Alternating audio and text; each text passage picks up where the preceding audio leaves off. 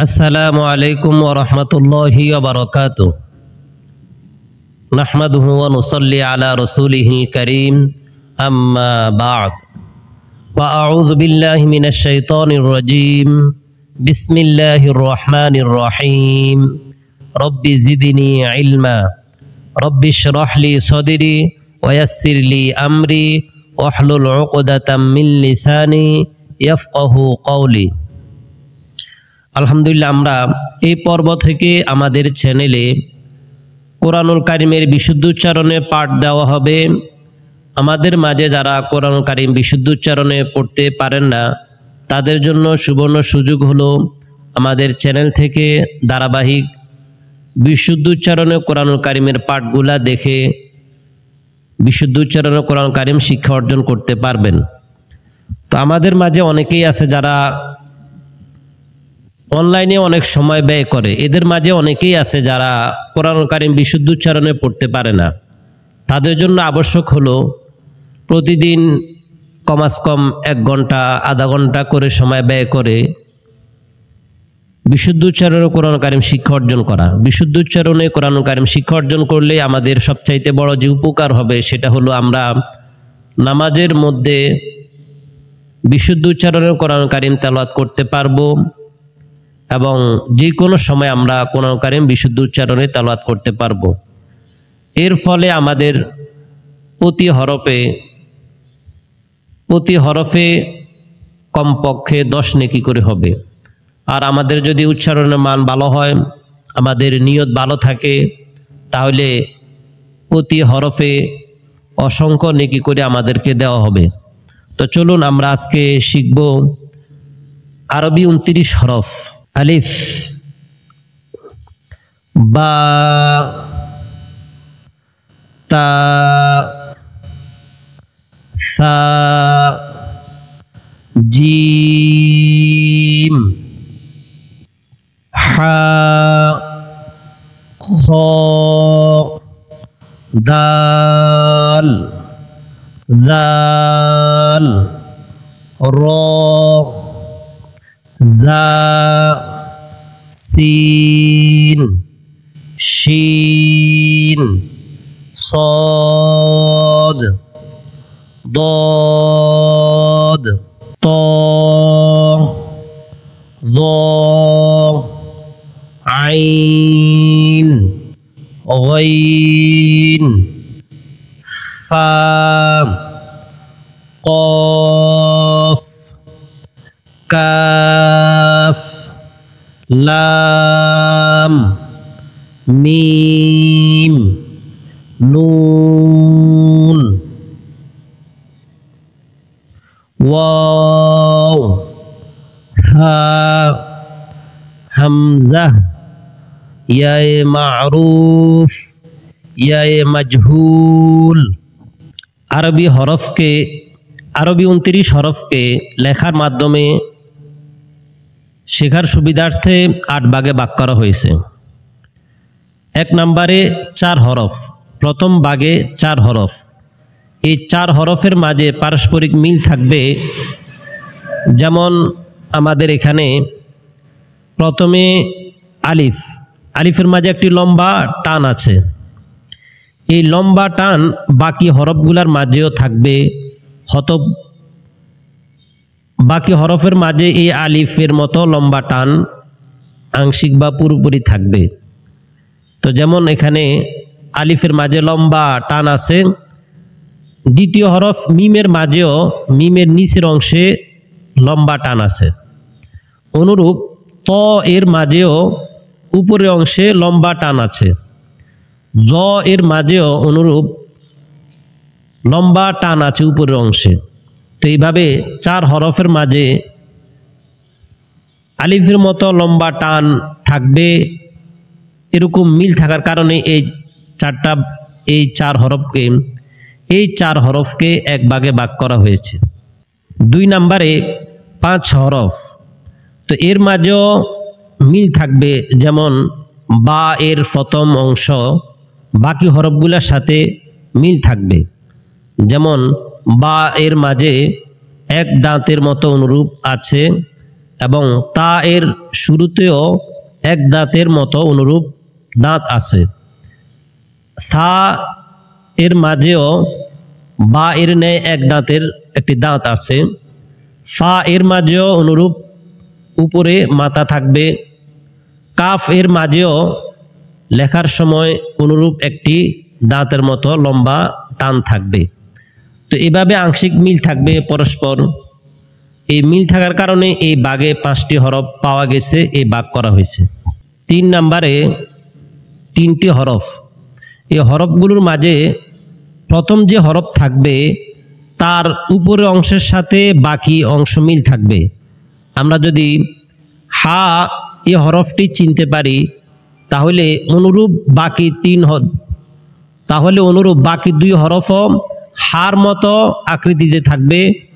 তো দেখুন এখানে হা যে উপরের অংশ এর মতোই অনুরূপ হ এর উপরের অংশ, অনুরূপ জিমের উপরের অংশ অনুরূপ হা এর ন্যায়।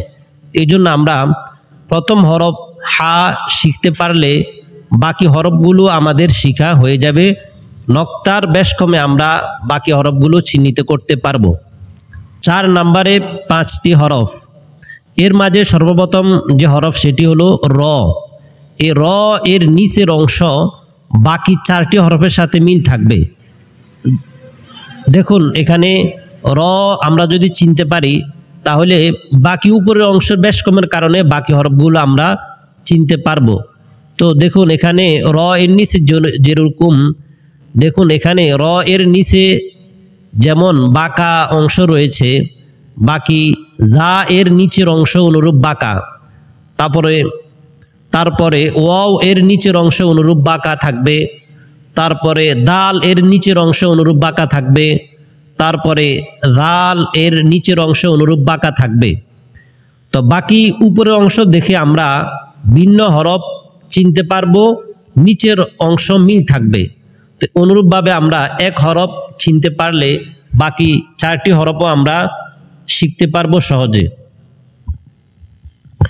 5 নম্বরে 4টি হরফ। প্রথম হরফ হলো সিন।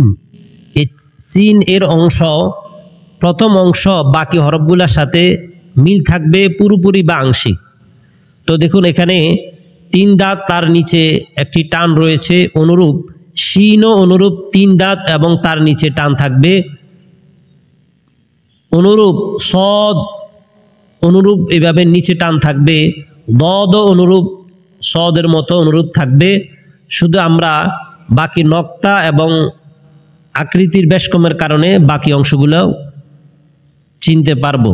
তো এভাবে আমরা একটি হরফ শিখতে পারলে বাকি অনুরূপ আরও 3-4টি হরফ যেগুলা সাদৃশ থাকবে সেগুলো আমরা শিখতে পারবো। 6 নম্বরে 3টি হরফ। তো দেখুন এখানে প্রথম হরফ হলো নুন।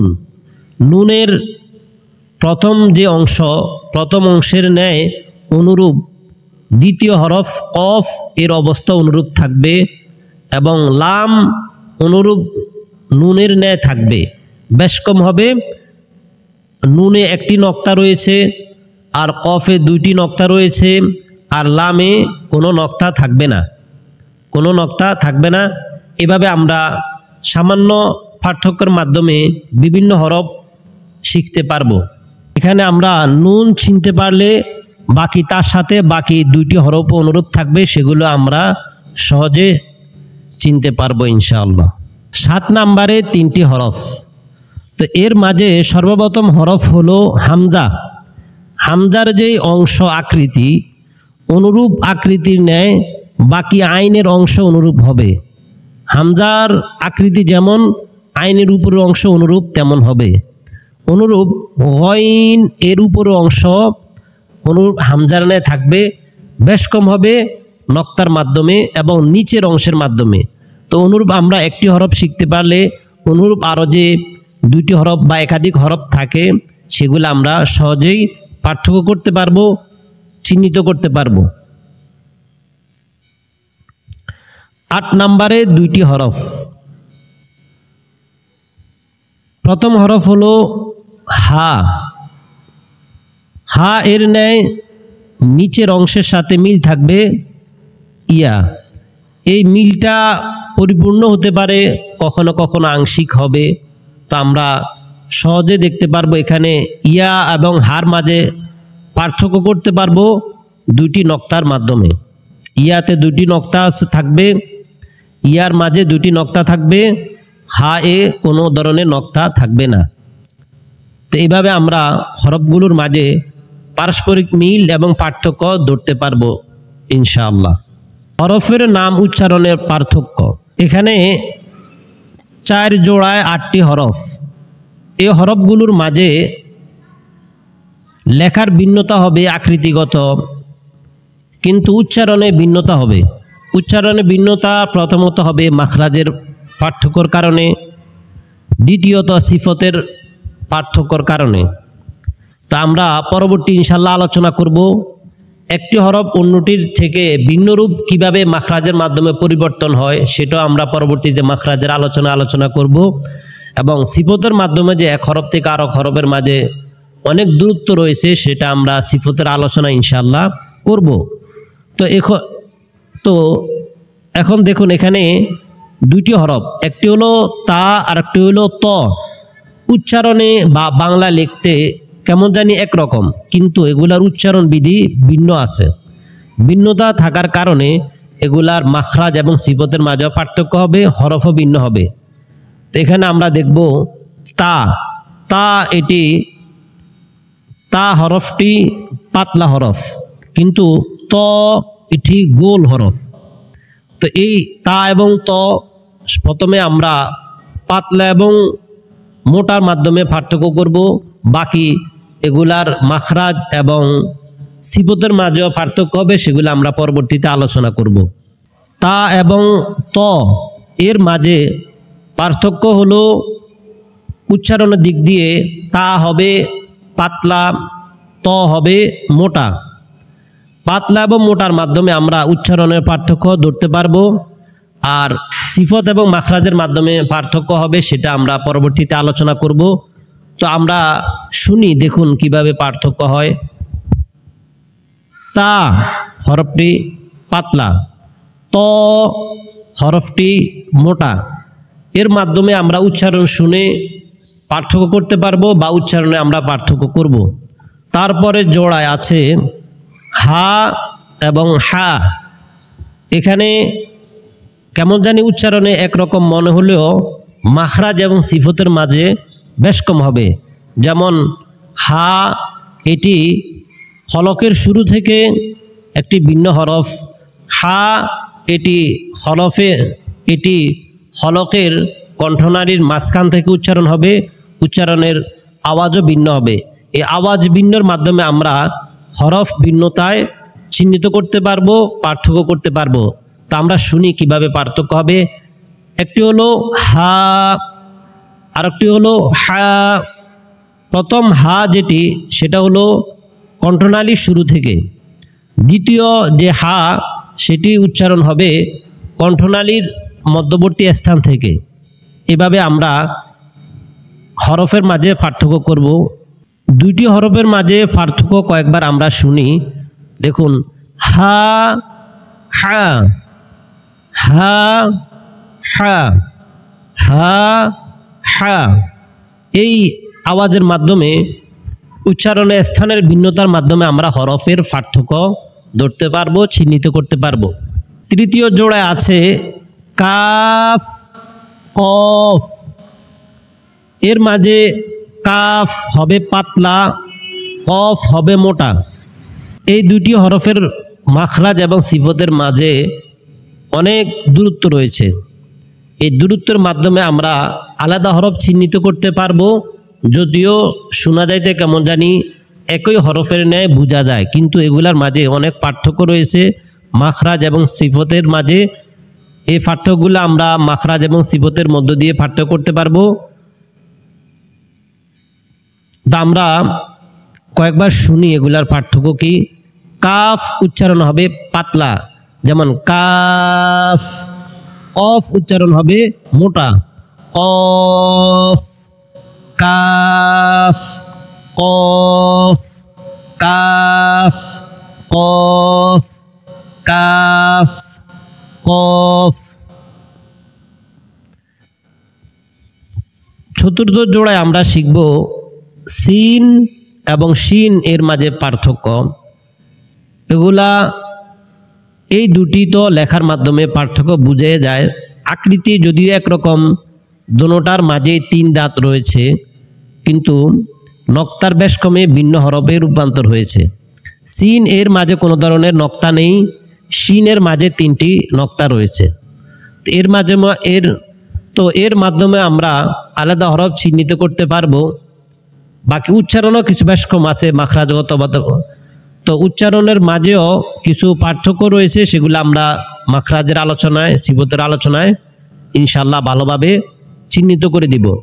তো আমরা কিছুক্ষণ পার্থক্য শুনি। সিন শিন সিন শিন সিন শিন সিন শিন।